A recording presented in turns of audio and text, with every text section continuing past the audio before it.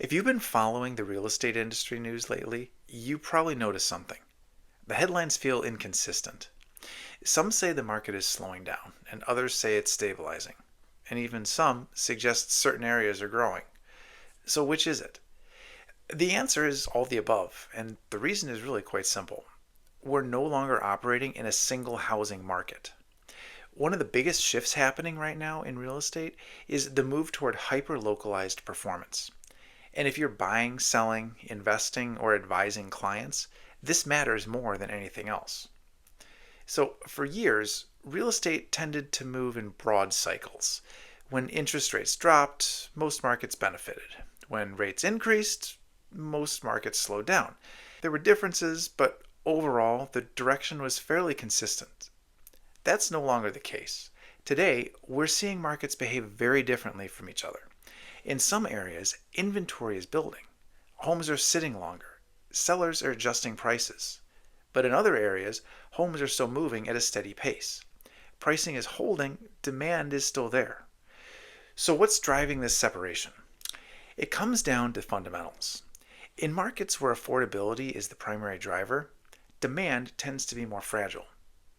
Buyers in these areas are highly sensitive to changes in the interest rates and monthly payments. Even small increases in borrowing costs can cause activity to slow down quickly. But in markets with stronger underlying fundamentals, demand is still resilient. These are the areas with stable employment, population growth, and quality of life that continues to attract buyers.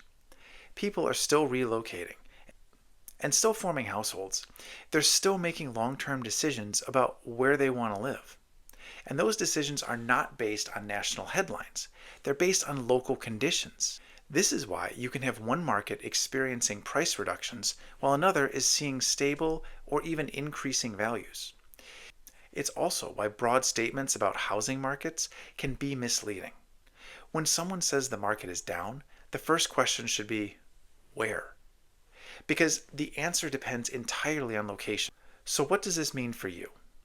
If you're a buyer, it means opportunity may exist in markets that are slowing, while competition may still be present in stronger areas.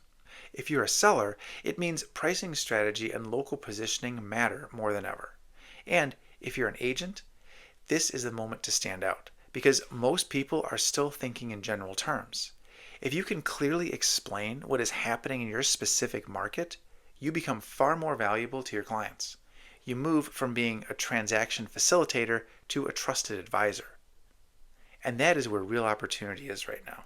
The bottom line is this: there is no longer one housing market. There are hundreds of micro markets, each driven by its own set of factors. Some will struggle, some will stay flat, and some will continue to perform. The key is understanding the difference, because in today's environment, success in real estate is not about timing the market. It's about understanding your market.